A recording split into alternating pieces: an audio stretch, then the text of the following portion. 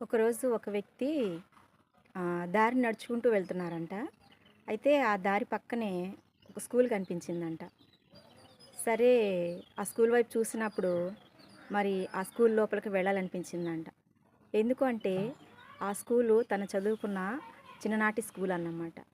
సరే, లోపలికి వెళ్ళాడు. గేటుల లోపల తీసుకొని వెళ్ళినప్పుడు మరి ప్రశాంతంగా అనిపించిందంట లోపల.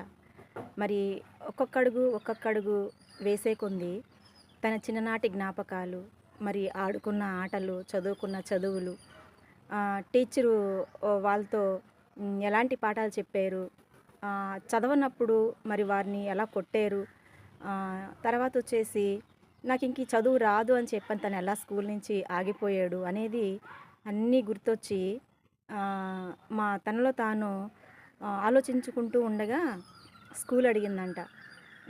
ఎలా ఉన్నావు నువ్వు? బాగున్నావా? నేనంటే చిన్నప్పుడు నీకు చాలా భయం కదా! స్కూల్‌కి రావాలంటే నీకు చాలా భయం కదా!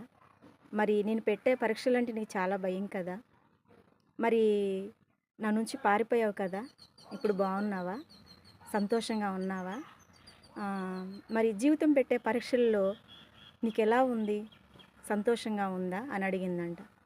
ఇంక వెంటనే ఆ వ్యక్తికి ఇంకా నోటి మాట రాలేదు. కళ్ళలో నీళ్ళు కారిపోతూ ఉన్నాయంట. ఎందుకు అంటే ఆ స్కూల్ అడిగిన ప్రశ్నకి నేను పెట్టే పరీక్షలు అంటే నీకు భయం కాదా? ఇప్పుడు జీవితం పెట్టే పరీక్షలు ఎలా ఉన్నాయి అన్నప్పుడు తను అనుకున్నాడు, నేను చాలా సంతోషంగా అయితే లేను కానీ నీ నుంచి పారిపోగలిగాను, కానీ జీవితం పెట్టే పరీక్షల నుంచి మాత్రం నేను పారిపోలేకపోతున్నాను. ఎక్కడికి వెళ్ళలేకపోతున్నాను అని సమాధానం ఇచ్చాడంట. కాబట్టి స్కూల్ అందంట, అవును. ఎందుకు నేను బాధ పెడతానంటే, ఎందుకు పరీక్షలు పెడతానంటే, నువ్వు జీవితం పెట్టే పరీక్షలకి తట్టుకోలేవని నేను ప్రిపేర్ చేస్తాను. నువ్వు సంతోషంగా ఉండాలని నేను ఇక్కడ ప్రిపేర్ చేస్తాను. నిన్ను తయారు చేస్తాను. ఒక మంచి యోధుని వలె, ఒక మంచి వ్యక్తి వలె నిన్ను తీర్చిదిద్దుతాను.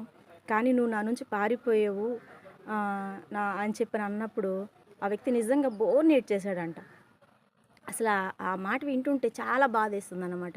నిజమే కదండీ! మరి పరీక్షలు, చదువుకునే పరీక్షల కంటే జీవితం పెట్టే పరీక్షలు చాలా చాలా కఠినంగా ఉంటాయన్న ఒక వాస్తవాన్ని మరి ఎంతవరకి ఎంతమంది మరి జీర్ణించుకోగలుగుతారో తెలీదు కానీ, మరి ఆ వ్యక్తి మాత్రము తనేం కోల్పోయాడో, తను ఎందుకు నెగ్గలేకపోతున్నాడు అనేది ఆ రోజున అక్కడ గ్రహించగలిగాడు.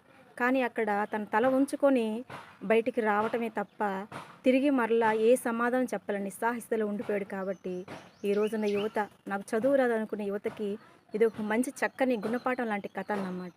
సో కాబట్టి